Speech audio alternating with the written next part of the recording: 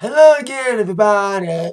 Zach Attack is here with my Atak Sportz. Yes, Atak Sportz is back after a little bit of hiatus. With football back, it makes sense to make another Atak Sportz. Today, I was going to make an Atak Sportz last week for week 1, but I forgot to. I was kind of busy last week. So, let's begin with my thoughts on not just week 1, but week 2 of the NFL. Well, it was an intriguing first week, last week, with the Pants losing the first game on Thursday Night Football against the Chiefs, who looked dominant in the second half. Like Pants looked strong early, but then the Chiefs just came alive with some big-time plays that they made, getting them a huge, shocking victory over the reigning Super Bowl champions. As for Detroit, well, it was almost the same old Lions again. During the first half of the game, we had a pick six thrown by Stafford, making us question, why is he the highest paid quarterback in the league again? But he came back alive, but the offense looked sloppy. Defense saved the game, but the Lions looked sloppy. Made some big mistakes, but came back. But we need a Lions game where they don't have to fucking come back every time. That was a big thing last year. They made a lot of fourth quarter comebacks, but can we just get one Lions game where they just dominate the entire time? See how they do against the Giants tonight on Monday Night Football. Bears got their asses stumped by the Rebels. They gave the Falcons a challenge, but got stumped last day. But Falcons won their first game. Packers had a little sloppy start, but they came back alive in the second half. My mom was actually at that game. My mom's been dreaming of going to Lambeau. It was her birthday, opening game. Home opener makes sense to her. So she went with my brother. And so the Packers defeat the Seahawks 17-9 on her birthday, September 10th. Rams destroyed the Colts without Andrew Luck. They might be lost without him for most of the season. Vikings won their first game, but lost St. Bradford. Cowboys destroyed the Giants on Sunday Night Football. And Broncos beat the Chargers in Game 1 for some of the big first week victories. Week number 2 with the Lions playing Monday Night Football. They went on yesterday. But most of their NFC North contemporaries were. Bears are 0-2 with their starting quarterback throwing a couple interceptions, getting the butt stumped by of all teams, Tampa Bay, who of course won their first game since their scheduled first game last week got postponed to week 11 due to the hurricanes that happened in Florida, forcing them and the Dolphins to play 16 straight. It didn't hurt Dolphins though, with their new quarterback, Jay Cutler. They won their first game against the Chargers. Meanwhile, Cardinals rebounded from the big loss against the Lions, beating the Indianapolis Colts, like I said, without Andrew Luck. I mean, he may not play week 3. Vikings without their starter. Bridgewater's coming back mid-season, but Bradford's out. Steelers get the victory, 26-9. They are 2-0. I did see a little bit of the Pats-Saints game, and man, the Pats destroyed the Saints. They basically silenced all the cynics after losing their game against the Chiefs on week 1. Reminder, the last time they were 0-1, the Pats, they went out in the Super Bowl. It happened. They beat the Saints in New Orleans with a dominant performance with Gronk getting some big moves, but he got hurt, so hopefully he's not out for long. Also, big fans were hoping for no injuries for big players. These Broncos got the victory over the Cowboys. Wow, that's a huge stomping, shellacking by the Broncos. They are now 2-0. I think Simeon's finding his footing. He had a great game, 4 touchdown passes, even with a 1-hour rain delay. Now you know how it felt like for me when I had to do that evacuation shit for a walk on the range in Columbus, Ohio. But he said, but that delay was not as long as ours. Anyway, also Seahawks won. Who cares? Finally, suck now. They play week 3 on Thursday Night Football. Who gives a damn? Even without Kaepernick, they still suck. Anyway, Raiders are on a wall with a healthy Derek Carr and a returning Marshawn Lynch. They won their first 2 games, especially a shellacking of the Jets. Beating the Jets is like beating the Browns. That's what the Ravens said. They're 2-0 against Cleveland. And my mom wasn't pleased at all that her beloved Packers got a shellacking once again by the reigning NFC champion Atlanta Falcons. A lot of questions need to be answered following their historic meltdown at Super Bowl 52 or 51, should I say, losing this first half lead to the Pats. But they won against the Bears last week, and they beat another NFC North team, the Packers, in a rematch of the NFC Championship game, 34-23. Watson threw an interception, and Jordy Nelson got hurt again. And there's no update on his condition. Hopefully, the injury's not serious. We'll see what the Lions do tonight. They're 1-0, and the Giants are 0-1. It may not be competition for war, but we'll see. Speaking of wrestling, a lot of wrestling news. Some good wrestling news and some sad wrestling news. Let's get to the sad one first. Bobby the Brain Heenan died at the age of 73 yesterday, following his long 14-year battle with throat cancer. He is an icon, a legend in the world of managing and commentating. Some would say it's argued, maybe, that he is the greatest manager of all time, the greatest commentator of all time, let alone the greatest heel commentator of all time. Like, a lot of people like me would say, like, oh, JR and the King were a great duo. Like, a lot of people would say that. But I would always say, yes, I like them, but guess what? It was Heenan and Gorilla Monsoon who set the freaking blueprint for a great comedic wrestling commentating duo. Gorilla and Bobby had tremendous chemistry. I love the commentary on all the pay-per-views I used to watch when I was a kid on VHS back in the day on Coliseum Video. And of course, you cannot mention Heenan without mentioning not just his commentary, but his managing the Heenan family. Probably one of the famous stables. He doesn't want to call it a stable, but it was a famous group of members. You know, you had Andre the Giant, Ravishing Rick Rude, the Brain Busters at one point, Arn Anderson and Tully Blanchard, Big John Studd, King Kong Bundy. It was always up and down, but there was great members up there, not just in WWF, but AWA with Nick Bockwinkel, Ray Stevens, so many others. Ric Flair managed in WWF when he came in from WCW back in 91. It's just, it's always sad when somebody dies. You know, it happens. But it's more sad when it's someone you basically grew up with. You know, Hugh was the first wrestling commentator I heard when I was, like, really young. You know, like, I was raised on the late 80s wrestling, the boom era. You know, Hogan, Warrior. And Hogan was accompanied by Heenan being the heel, and also he was like the vocal track. Although, yes, I did a lot of Jesse Ventura too. But Gorilla and Bobby had more chemistry than, like, Jesse and Gorilla were a great duo as well. But Heenan and Gorilla, classic. A lot of wrestling fans and wrestlers around the world have sent their condolences and paid their respects to the Weasel. I mean, the Brain. Weasel. Is that a nickname?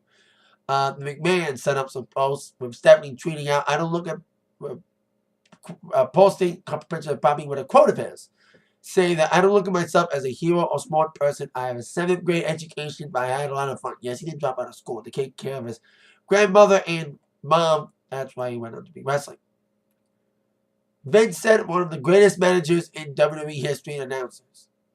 Our thoughts are with the Heenan family. Not just one of them. Like, probably, like I said, someone made argued the greatest. Triple H said, simply one of a kind.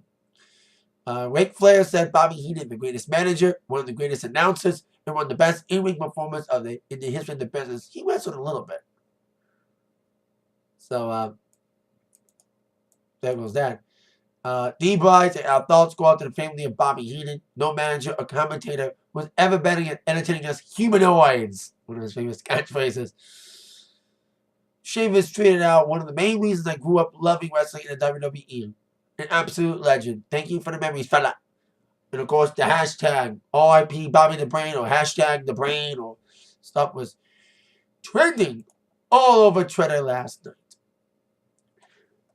And I live in Michigan.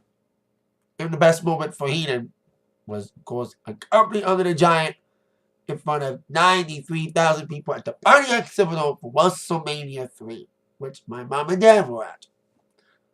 So, speaking of Detroit, Bobby was scheduled to appear at a local wrestling show, an independent wrestling show, XICW, at Como Hall. on October 7th, but a few weeks before his untimely passing, Bobby would pull out of that event due to health issues.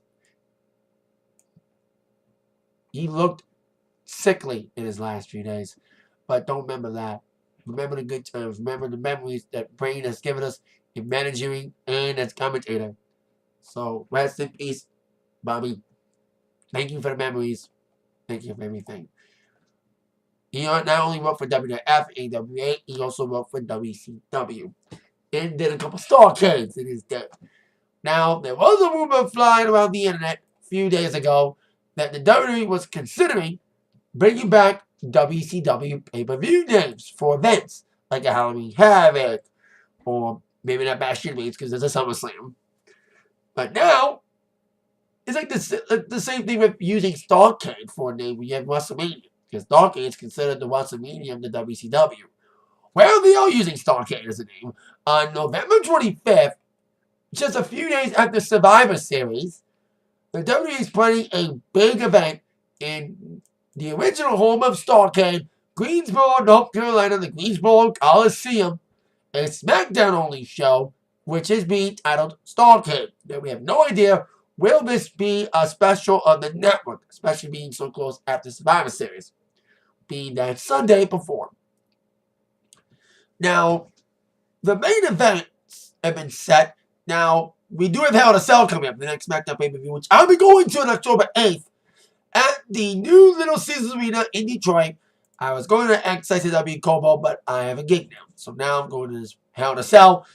Now, the main event for Starrcade is Shinsuke Nakamura against Jinder Mahal in a cage match. Now, there is the feud will probably continue, no matter who's champion after Hell in a Cell. Some people are saying Jinder Mahal's going to be champion again. Hell no. If we have a women's cage match, wow. As Charlotte Flair, yes, her dad made a lot of history in that building, especially for Starrcade, taking on Natalya for the title.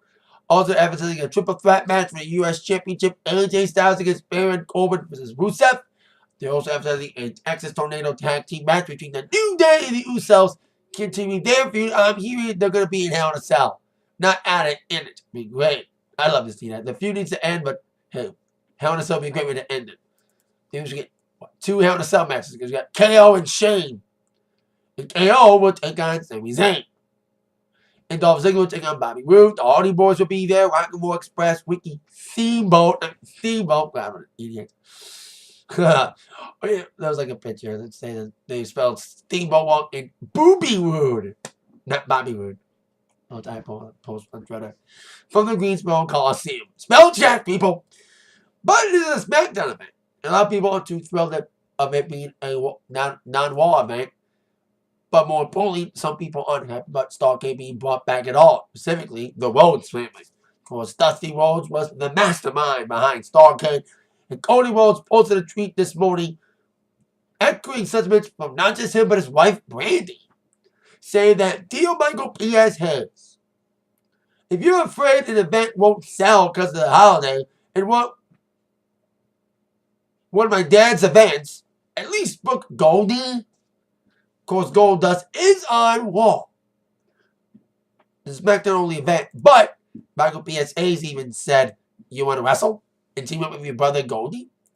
Can we see Cody Rhodes make a one-off appearance for WWE? I say, fuck no, for two reasons. The biggest one, of course, is gripes with WWE. But more importantly, besides that, his contractual obligation with Ring of Honor. Although he's been saying he's still a free agent and hasn't signed a full-time deal with Ring of Honor, he is the reigning Ring of Honor champion, set to defend the title this Friday against Minoru Suzuki at Death Before Dishonor. So who knows? Will Cody accept? I think no, for various reasons. Contractual obligations and still some bad blood. And if it's not on the network, don't even bother. You know what I mean? I hope it's on a network, like a network special. We haven't had a network special house show in a while. You know, I liked when they started doing that with the Japan thing.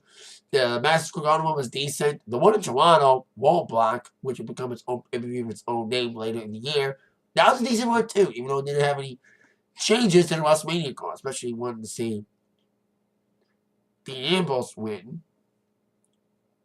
Shake up the Mania card. Then I want Roman Reigns to win a Mania. So, there you go. Starrcade the return. This should be about Halloween Havoc. Figure out this, but we'll see. Then we kind of say down the Great American Bash once. A couple years ago. They brought back that. But War Games, man. 17 years. They don't need to bring back War Games. Would they ever have the balls to do that? We shall see. Now, on to my Raw preview for the evening. The last Raw before No Mercy. Competing against Monday Night Football. Second week in a row. The last week was not bad. So now for the first time in a while, here are my top 5 questions that must be answered this evening on the final Raw before No Mercy. No mercy. No mercy. Got it. This commercial was in my head a lot. It's creepy, but engaging. It's pussy. We'll get to her in a second. She's got a big match tonight. Let's get to number 5. Will The Miz defend the title, the IC title, at No Mercy? And if so, against whom? Well, they said Miz was going to defend his title at No Mercy, yet we still don't have an opponent for him. Maybe the ongoing storyline, but his title not getting a lot of respect. He didn't get a title match at SummerSlam. He did wrestle Jeff Hardy a few weeks ago on Raw. We have no one on what the Hardys are doing for No Mercy yet. They have no plans. Maybe we could see a rematch because Maurice got involved in the finish.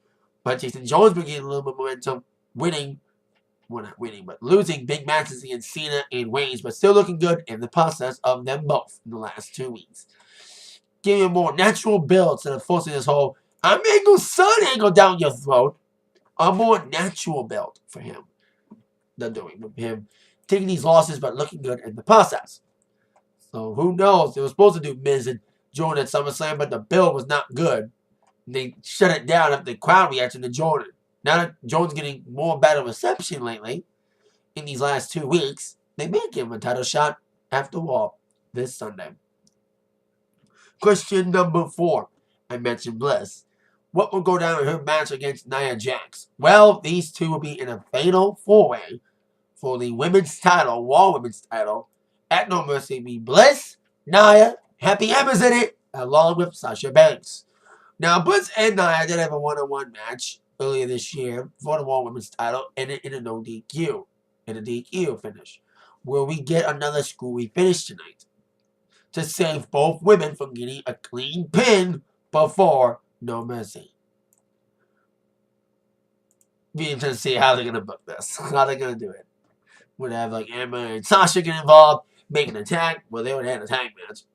So they can't have another one. So either clean or dirty. I think dirty finish. I want to know who's going to go over in the dirty finish. Number 3. Will we get any new matches made for No Mercy besides the IC title match, especially the pre-show? Now, I think every title is on the line, but the IC title. We got the tag titles, Ambrose and Rollins against Cesaro and Sheamus. We got Enzo Amore undeservingly getting as IC Universal. You never get Universal title match. Cruiserweight title match against Neville. We got Bray Wyatt against Finn Balor, and it goes to 2 big matches, which I'll get to those 2 in just a few minutes and our other questions to be answered. So we probably will get the IC title match, hopefully tonight, and a pre-show match. Hopefully it's not the Cruiserweight match again for the 3rd straight pay-per-view, being a pre-show, but Enzo's in it, so we shall see. Question number 2. Will we get some physical confrontation between Cena and Reigns? And if not, more verbal exchanges. They've been dissing each other like crazy for the last few weeks. Burning each other, especially Cena winning. But I think Reigns did a lot better last week in his promo against Cena. A lot more confident.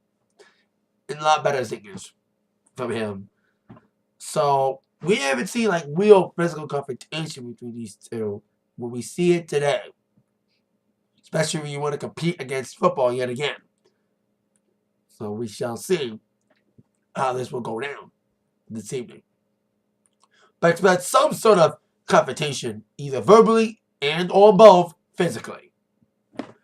And question number 1. What will go down between Brock Lesnar and Braun Strowman? The main event of No Mercy will be for the Universal title as the Beast incarnate Brock Lesnar will defend Brock Lesnar, so I gotta say it right, defends his title against the Monster of a Man.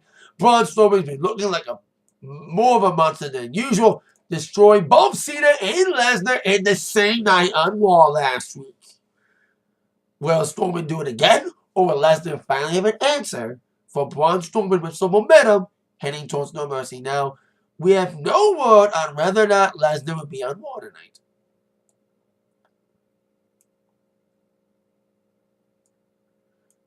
But we know Strowman will be on Raw, but will Lesnar show up? We shall see what will go down on the final Raw before No Mercy tonight at 8, 7 Central on USA Network. That is it for my Atak Sportz. Stay tuned to my channel later on this evening or tomorrow morning for my Raw review. With that in mind, you've been attacked by the news from Zach. See you later. Bye-bye.